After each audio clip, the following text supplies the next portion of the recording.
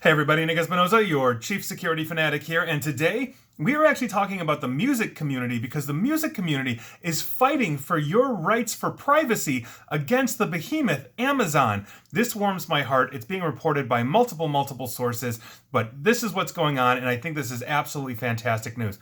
Amazon's new biometric scanners, the company's proposed solution for contactless entry into concerts, like musical concerts, is being met with significant pushback from prominent musicians.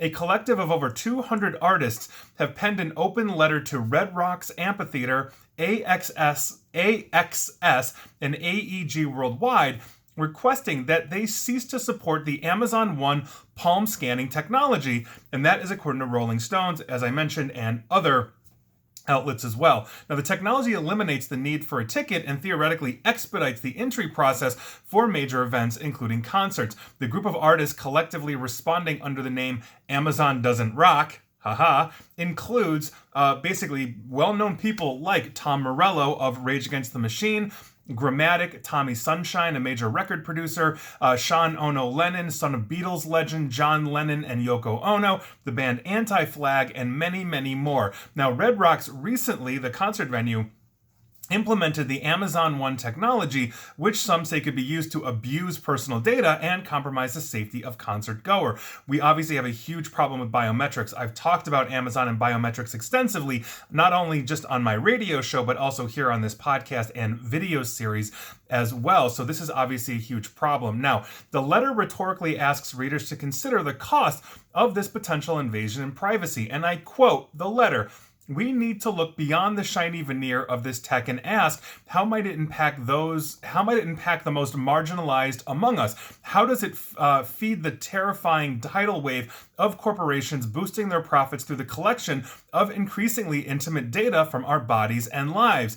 That is an excellent question. That is something that I talk about quite a bit, as I just mentioned. Now, the letter also elaborates that with such biometric technology immediately available within Amazon systems, concerts could become hotspots for things like ICE raids and create the risk of identities being stolen en masse, meaning they've got all of our biometrics in one database, somebody breaks in and hits it, and now all of our biometrics are out there. I've talked about this with DNA testing companies and others as well.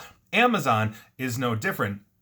Not to mention the fact, if you are being biometrically identified, that is obviously a huge problem. Let's say you're here illegally, now you've got ICE going on. And I'm not getting into the entire immigration debate and all those kinds of things, but my fourth TED Talk was on this in Afghanistan, where the Taliban now had access to biometric information thanks to the voting system that the US put in with German company Dermalog across the entire nation.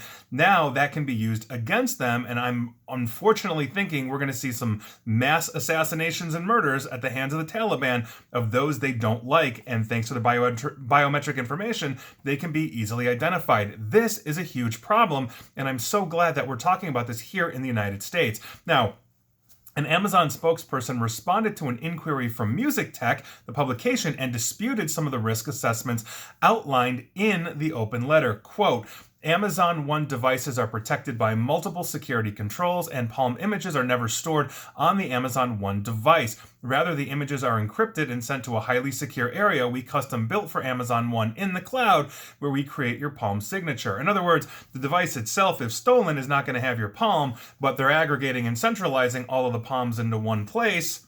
There you go. Break in, steal them all. So we'll see what happens with that, but obviously that's a huge thing. I think this also underscores something else, that we need a unique identity system that is outside of access from a government control wherever you are around the world. I don't care what government you're in. And essentially, this also thwarts a lot of the maliciousness we see online from basically false identities, putting out bot networks, sowing misinformation, disinformation, all these kinds of things.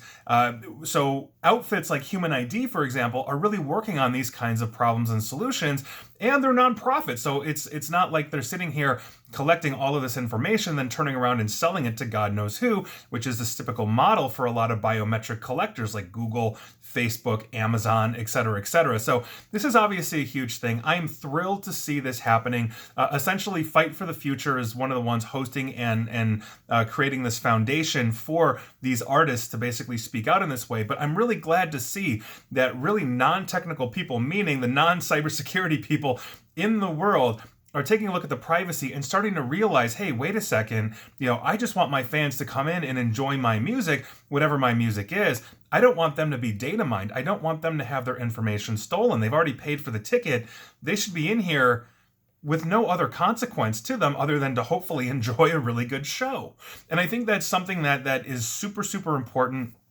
This is a problem that is not going away, but we need to really start looking at getting away from this massive biometric information collection is what I'm trying to say, because I'm thinking about Illinois' Biometric Information Privacy Act that protects citizens in Illinois from these kinds of things, especially if we don't have clear understanding of how our information is being gathered, stored, or even if we have to give consent. Amazon One may be running afoul of that, and Illinois is one state out of 50, and I believe the only one that has a Biometric Information Privacy Act, and I think it behooves every state to adopt that, while every state needs to adopt what California is doing on online privacy as well. Those two things together would be fantastic, and not to quote an artist from my path, but that's Compton and Long Beach together. Now you know you're in trouble, and that is your news of the day. And please like, share, follow me here on Facebook and Twitter at NickAESP. And please feel free to subscribe to me at YouTube as well. And as always, stay safe, stay online, and please stay private. Thanks, everyone.